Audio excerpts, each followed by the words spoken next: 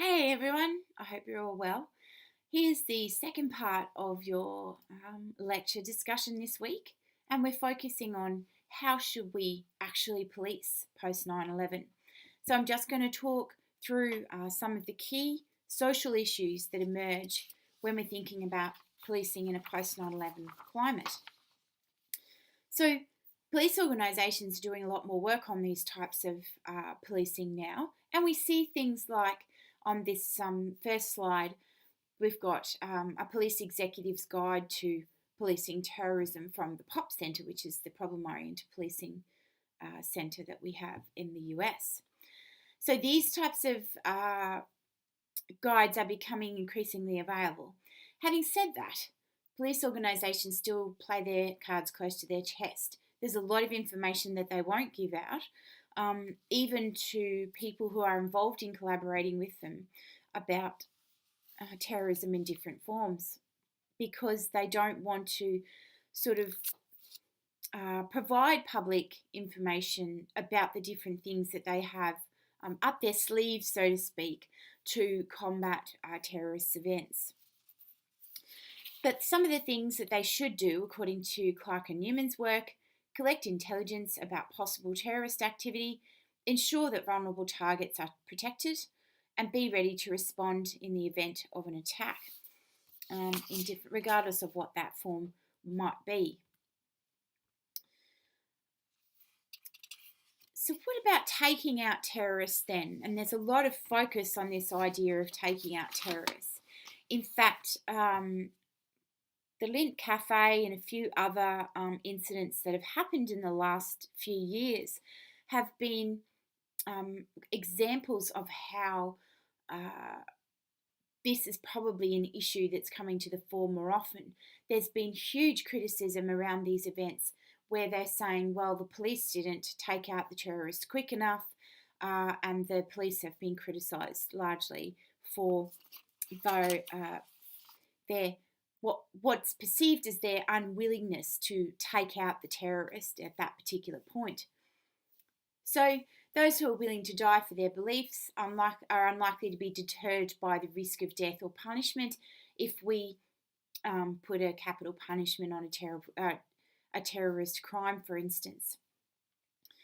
Killing terrorists most definitely creates more bitterness among already hostile populations, and for every terrorist that we kill, there will be multiple other people who will replace them in their beliefs and what they are going to do, particularly among hostile populations. So this makes the underlying conflicts even harder to resolve for police when they're trying to come to different ways where we can overcome terrorism. The take them out mindset can be a real impediment when it comes to incorporating terrorism prevention into everyday police practice and thinking. We need to move beyond those ideas about terrorism so that we move towards notions of how we can prevent these forms of crime. And I'll talk about those a little bit more in a moment. And there's also some material on the Milo site about other ways of approaching terrorist activity. Another way that they talk about how we might police post 9/11, of course, is intelligence-led policing. This is where we combine discrete information about terrorist activities that only makes sense when they're considered together. So they're coming up with, or they're getting a picture of what's going on more broadly. It does assume that if police simply collect as much information as they can, that they will somehow identify suspicious activity. But this is really difficult because terrorist organisations are usually highly well organised and very trained in different ways to evade police with information and different types of activity and so forth.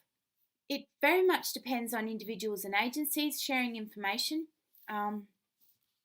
That then, of course, must be collated and interpreted to produce intelligence.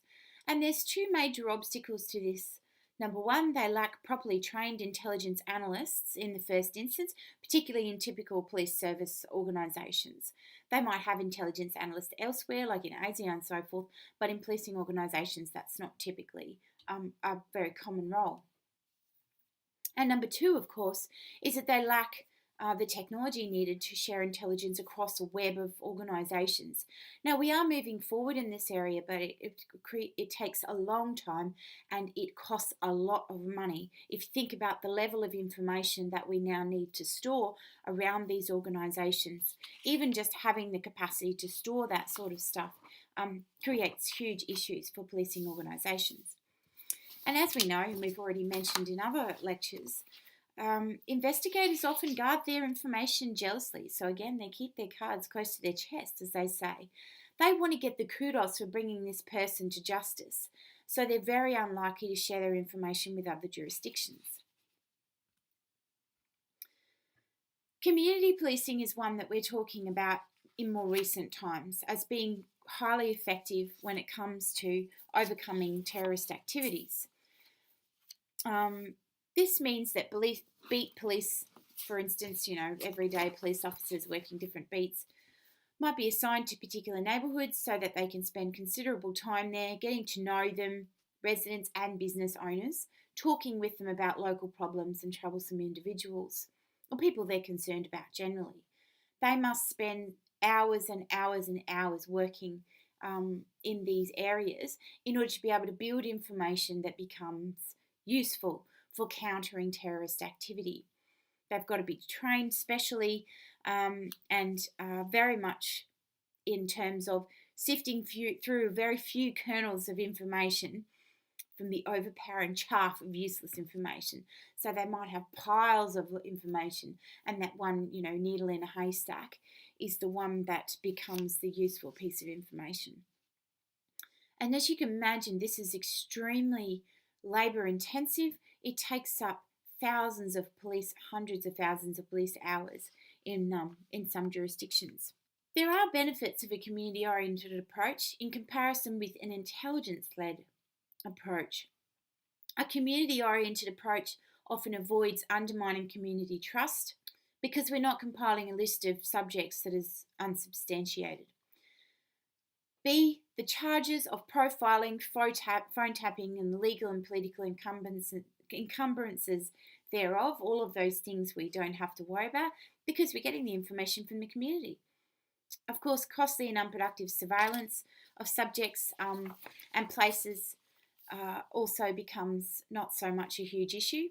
And secret and therefore suspect, of course, operations, ethically suspect in particular, and the use of entrapment and so forth, all of those sorts of things fall away. So community-oriented policing can be really useful in this respect. But they can also be considered quite insincere, that they think that community thinks, well, this is just a token effort. They don't really care about us. They still tend to think that we're a suspect population more generally. So community-based efforts often based on more intelligence gathering rather than sincere efforts to ensure Muslims have input into greater counter-terrorism strategies, for instance. That tends to undermine the process. It's rarely a two-way process. It's more about Muslims providing information to police in an ongoing way. And resistance to this, of course, raises police suspicion. So it does raise ethical questions around whether or not these communities are actually consenting to be part of these processes. The focus on immigrant communities as well raises significant ethical questions, and you'll learn a little bit more about this in your readings in terms of what the impact is for these communities. The 9/11 attacks, for instance, were facilitated by people living in an immigrant community, and they had access to money and people overseas to help them organise these attacks. So, understandably, it's important then for police to focus on these immigrant communities to a certain extent. But heavy-handed and insensitive actions definitely make matters worse. I mean, we've seen this in every other form of policing where police are using more coercion than usual. It becomes a really problematic thing for police to be engaged in. Immigrants that police are involved with become incredibly fearful They're frightened of being victims of terrorism as well as being targeted by the authorities with further checks and restrictions.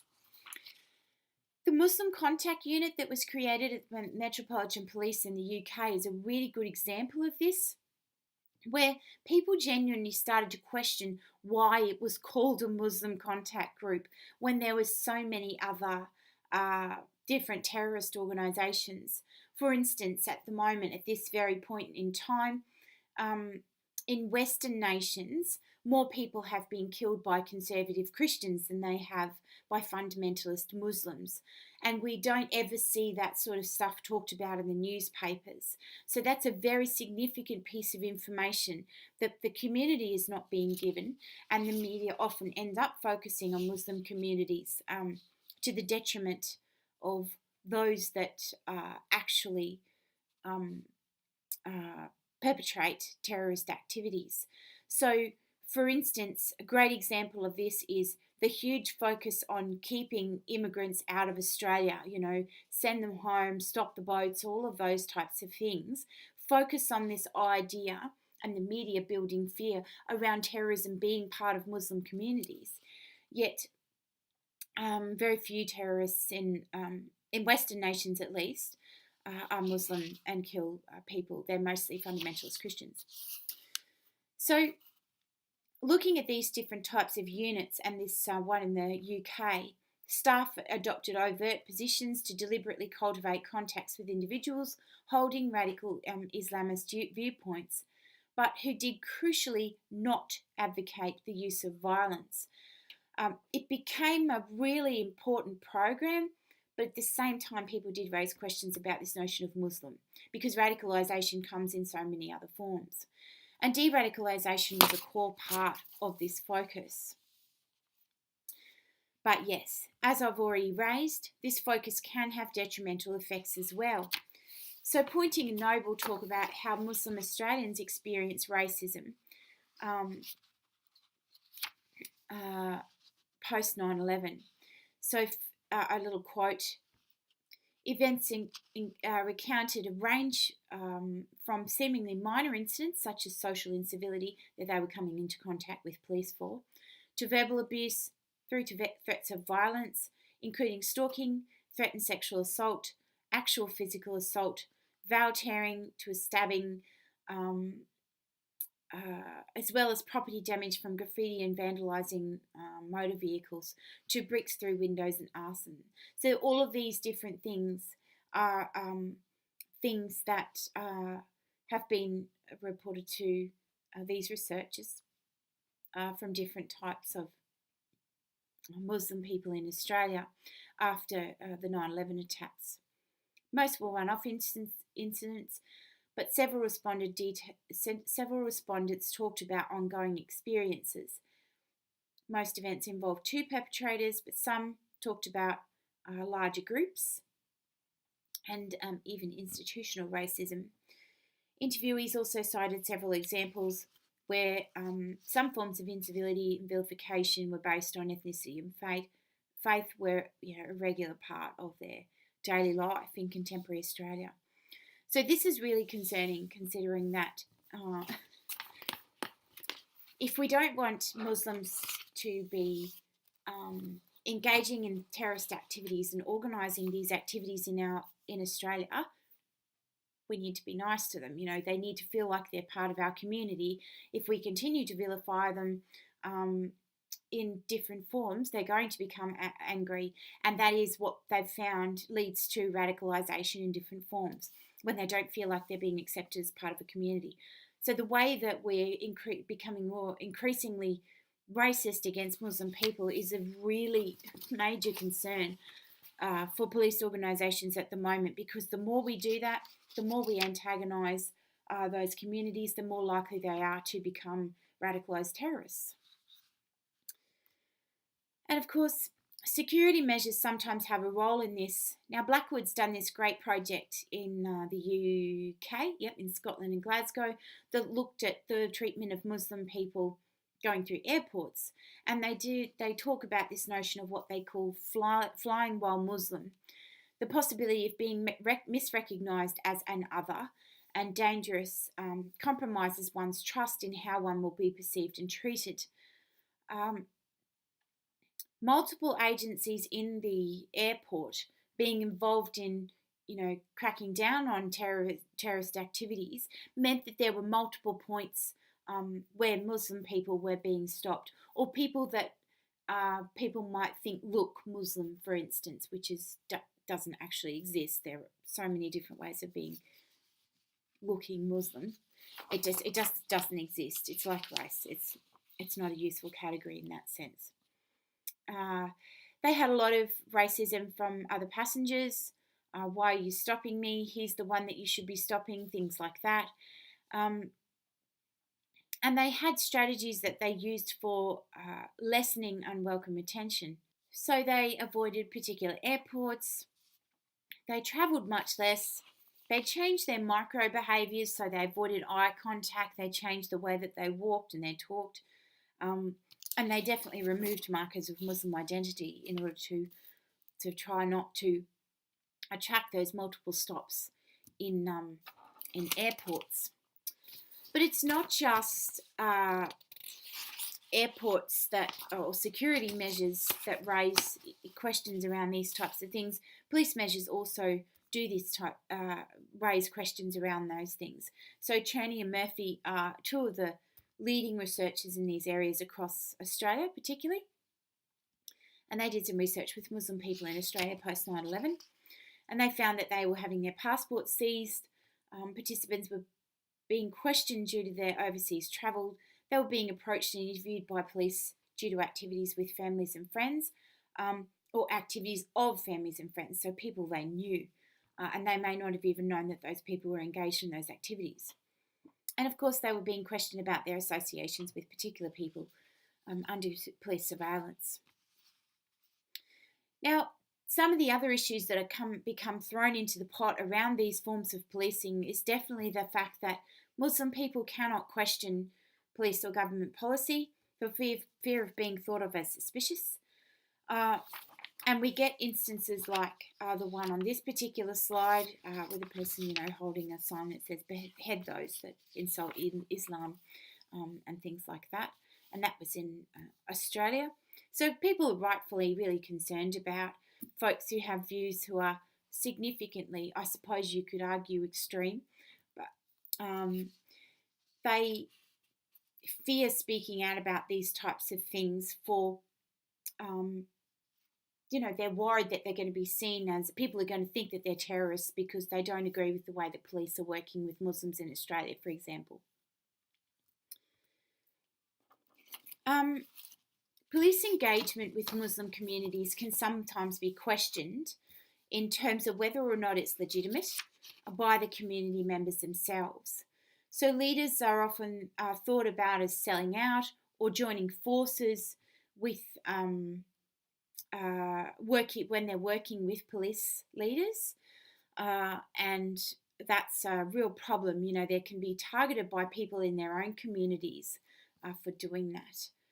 So that's another key issue that they need to be concerned with and that they think about. And of course, counterterrorism policing generally can undermine both support for police and generate opposition towards the laws that police enforce. And of course, that has implications for legitimacy of counterterrorism policing. And we've talked about that a little bit in a few of the readings that I've put up. So how can police engage? We have found that the community policing approaches are by far the most effective. Cherney and Murphy, again, their work has found that police can act in ways that help build their legitimacy, where they're genuinely working with those communities and they're not just exploiting them and taking information all the time. They're actually giving back to those communities at the same time. Social connections is very much fostered within Western society, so that minority groups come to identify strongly with the ideals and values of the country in which they reside, so that there are no concerns about those types of things. And because the more they feel like they're not part of that local community, the more likely they are to radicalize and go overseas and learn to become terrorists and come back and blow everybody up.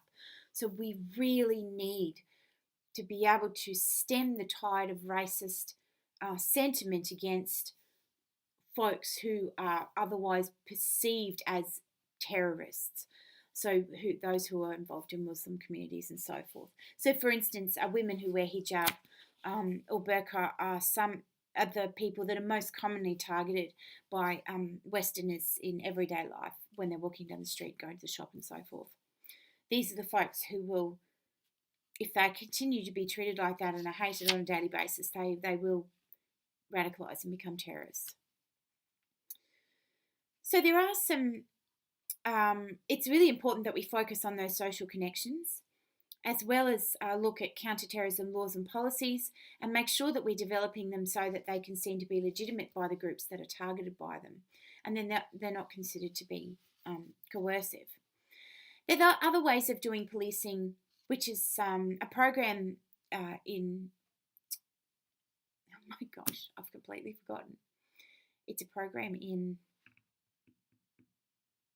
nope, totally gone out of my head. Denmark? Maybe it's Denmark. I'm really sorry, folks. I've completely forgotten. They are. It's being sort of colloquially, yeah, that'll do. Known as Hug a Jihadi, which is where it's a sort of a community police response to radicalising and trying to de-radicalise folks who are involved in it, and it's a mentoring program and so forth that that police are using internationally.